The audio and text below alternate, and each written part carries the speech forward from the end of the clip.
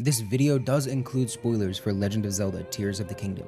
I highly recommend you finish the Memories side quest before you start watching this video, and if you haven't, you have been warned. Hello everybody, my name is Skills and welcome back to the channel. Today, we're talking about, hands down, my favorite game that's come out in the recent years, and it is Legend of Zelda Tears of the Kingdom, and what I think about its gameplay so far. Obviously, I haven't completed the game. Nobody's really finished the game unless they've like hardcore spammed it, but a lot of people are in the middle of their playthroughs. The game has been out for a couple of weeks now, and I think the game is fantastic. For anybody out there who considers this like DLC for Breath of the Wild, you're just wrong, and I don't want to talk to you anymore. So you can unsubscribe right now. It's the only time I'm ever going to tell you to unsubscribe. Please, for the love of God, continue subscribing.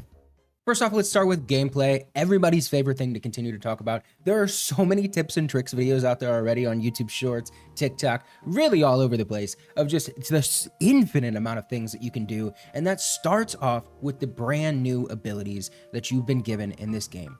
These abilities are Ultra Hand, Fuse, Ascend, and Recall. These 4 new abilities that you get off of the tutorial island, much like you got the original different runes from the shrines in Breath of the Wild, these abilities give you different things for Link's arm to manipulate the world around you and do it way better than the runes ever could have.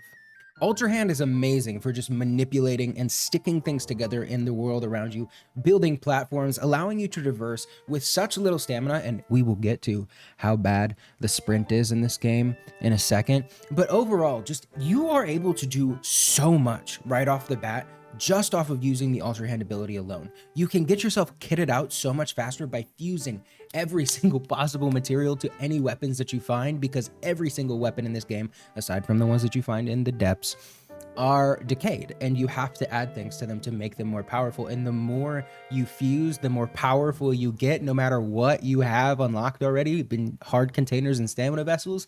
And there's so many things that you can do with just Fuse and Ultra Hand alone to allow yourself to just traverse the world at your own pace and not ever feel like you are incapable of doing something. Any challenge seems surmountable, and there's a beauty to that. The shrine puzzles are another thing within the gameplay that I just found fucking awesome. I don't know what it was about Breath of the Wild shrines, but once you've done one puzzle, you don't ever feel like you need to do it again in Breath of the Wild. And in Tears of the Kingdom, I feel like I could do the shrines like 7 different ways. And I actually tried this with a couple different shrines on my live streams and just redid them a couple times and did them completely differently. Now I had to like kind of play through it because I completed the shrine. But like, you could solve these shrines in so many different ways. It makes you think, it makes you use all of your abilities pretty much all the time, where there were definitely shrines in Breath of the Wild that were like, oh, I just need Cryonis for this, or oh, I just need Magnesis. Like, you could use every single one of the 4 abilities that you're given right away in every single shrine puzzle, and they're better. I don't know. Like, I have more fun in the shrines than I did in Breath of the Wild, and that's a good thing. And the final thing in gameplay, because I don't want to give away like too much, we're going to already give a lot of spoilers in the story portion, but new enemies are just all over the place. One of my favorites is the Battle Talus, having to literally climb one of those old structures that used to just have bokoblins and stuff on it, and Lizalfos and all sorts of stuff like that. Now you can actually like climb a talus and like get to the bokoblins and have to fight them, but also have to fight the talus at the same time. It just makes you think of like combat so complexly. And another thing with the new enemies and like the gameplay feature is the combat can be just so complex and also so simple at the same time. With the Fuse ability being able to add like bomb flowers to your arrows to make a bomb flower, or a fucking ruby to your arrow to make it a fire arrow. Like, the infinite things that you can do to make your arrows, your swords, your shields way more fun to use, attack specific enemies, and just like game plan a whole scenario just makes the game exponentially more fun. There are so many different times where I've like game planned an entire battle before it even happened, fell through it, used my entire process, and obliterated something that I should not have been capable of doing because I thought it through. I strategized my way through it and got there at the end. It was just such a cool experience to like fight all of these battles for the first time, and I want those moments of my life back already. But you can just do it over and over and over again every blood moon, and they're great. They're just fun. I love them.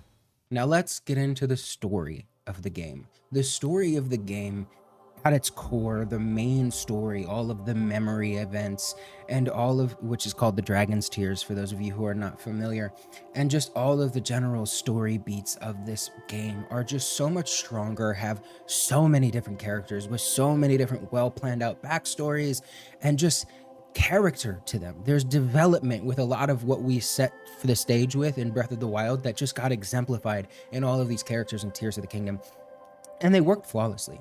Now, the writing is not like God tier. It's not a God of War game. It's not exponentially better than anything you could imagine, but it's great for what Tears of the Kingdom is.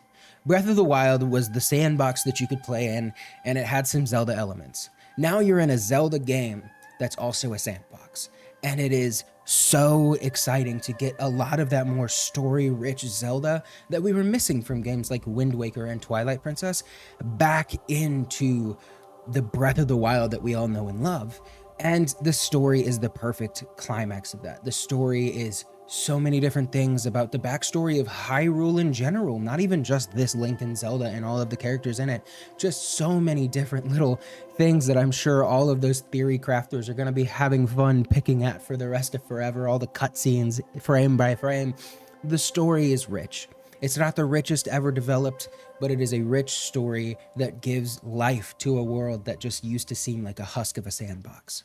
And one of the things that aids the main story is the side adventures. Now, these aren't like side quests. They're more fleshed out than your average side quest. They're what I would consider side quest plus.